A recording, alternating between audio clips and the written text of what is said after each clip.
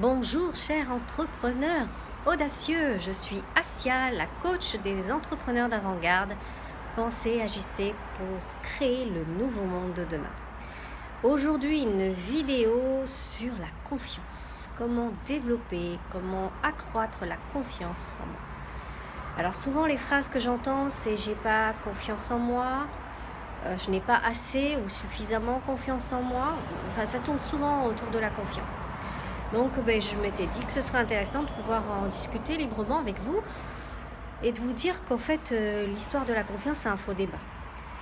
Que ce qui est intéressant c'est qu'il suffit de faire un tout petit exercice qui est assez simple. L'exercice consiste à faire une liste de tous les succès que tu as pu obtenir depuis de nombreuses années. Et peut-être qu'au départ tu vas pas forcément ça va pas forcément te venir à l'esprit dans l'immédiat. Par contre, à force de te concentrer sur cet exercice, de voir les différentes réussites, tiens, j'ai passé mon BTS, tiens, j'ai eu mon permis, tiens, voilà. Ensuite, la deuxième étape, c'est de voir dans quel contexte tu étais mentalement, dans quelle situation tu étais et de lier ça à ta réussite. Et tu verras, avec le recul, que c'est quand même assez intéressant parce que c'est souvent des moments où on n'était pas forcément au top, des moments où on ne se posait pas forcément de questions, on l'a fait parce qu'il fallait le faire.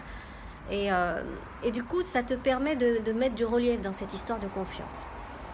Ensuite, la confiance, elle est souvent liée. La deuxième clé, c'est que la confiance, elle est souvent liée à la peur. Ça veut dire quoi? Ça veut dire que d'une manière ou d'une autre, c'est souvent parce que tu as peur de certaines choses. Et là, c'est encore humain, encore une fois. Je veux dire, tout le monde a peur de certaines choses. J'ai rarement rencontré quelqu'un qui n'avait pas peur. Et du coup, c'est la seule clé à ça, c'est d'affronter ses peurs. Et les affronter, c'est souvent soit mettre un scénario, donc c'est-à-dire, imaginons que j'ai peur de tout perdre. C'est de soit d'écrire ce scénario, soit de le visualiser et dire, voilà, ok, et si je perdais tout, qu'est-ce qui se passerait? Et le fait de préparer le mental à se projeter, en fait, ça le sécurise parce que finalement, sa crainte, elle est aussi liée à l'inconnu, elle est aussi liée à l'émotionnel, elle a tout ce qu'on peut ressentir. Donc le fait d'écrire les choses, on se rend compte que oui, j'ai peur, mais bon, d'un autre côté, c'est humain et c'est logique. Ensuite, l'idéal, c'est quand même malgré tout d'accepter d'affronter ses peurs. Souvent, la plupart du temps, quand les gens ont peur et qu'ils se lancent malgré leur peur et qu'ils affrontent, au départ, ils vont baliser 5-10 minutes, mais ensuite, c'est tout bon. Pourquoi? Parce que, comme le disait l'un des célèbres coachs, Tony Robbins, l'un des coachs les plus célèbres au monde, il expliquait qu'en fait, il fallait danser avec ses peurs. Il ne fallait pas lutter avec, il fallait danser. Ça veut dire quoi? Ça veut dire les accepter et oser les affronter, les observer et jouer avec. Donc, danser avec. Donc ça, c'est une clé qui avait été donnée. Donc moi, je pense vraiment que la confiance, c'est un faux débat. Ensuite, la troisième clé que je voudrais te donner, c'est fais attention à ton histoire. Là, j'ai reçu pas mal d'appels cette semaine et c'est intéressant d'entendre juste les gens, comment ils s'expriment et comment ils se positionnent à travers leur histoire. Et pour la plupart, c'est en position de victime, ça c'est certain. Alors que comme on le dit, comme il m'a été indiqué, il n'y a pas de victime, il n'y a pas de bourreau, il n'y a pas de sauveur. Il y a juste des êtres conscients et inconscients de leur vraie nature, de leur grandeur.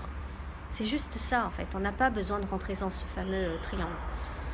Donc, pour en revenir à ces appels téléphoniques, c'est intéressant d'écouter la manière dont les gens racontent leur histoire. Et on a même des fois l'impression que les gens ont un malin plaisir à décrire leur histoire, mais de manière négative. Et là, moi, la clé que je veux te donner, c'est de te dire, raconte-toi autre chose. Arrête d'utiliser des mots négatifs, arrête de te dépeindre forcément qu'à la négative. Tu vois bien que ça ne te sert à rien, tu vois bien que ça te met au pied du mur, tu vois bien que ça te met dans des états pas possibles et que ça t'impacte considérablement. Prenons l'exemple d'un enfant. Parce que souvent les adultes se disent oui, mais bon, je me sens déjà assez coupable d'être dans cette situation. En gros, tu n'as pas besoin d'en rajouter, mais c'est pas ça l'histoire.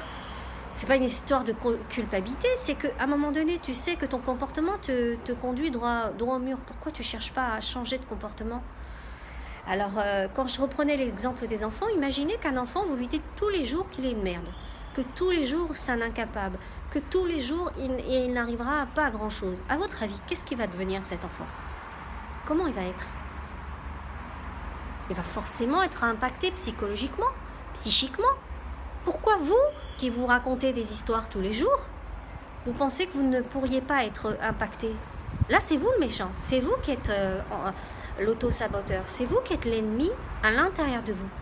Donc, c'est juste ça, revisitez un peu la chose. Remettez les choses en perspective, en relief, et soyez toujours et encore bienveillant envers vous-même. Arrêtez de vous raconter des histoires. C'est toujours le verre qui est soit à moitié vide, soit à moitié plein. Où tu mets ta conscience, dans la partie pleine ou dans la partie vide. En fait, finalement, il n'est question que de ça. Voilà, j'espère que ça t'aura permis d'avoir quelques pistes, quelques axes de travail. Et puis, n'hésite pas à me poser d'autres questions si tu as d'autres questions, d'autres interrogations. Ce sera vraiment avec plaisir. Je vous remercie de partager la vidéo, de me soutenir du mieux que vous pouvez. Ce sera super sympa. Je veux vraiment aider le maximum de personnes, d'apporter ma petite pierre à l'édifice, ma petite contribution comme l'histoire du colibri. Je vous embrasse bien fort et je vous dis à très bientôt.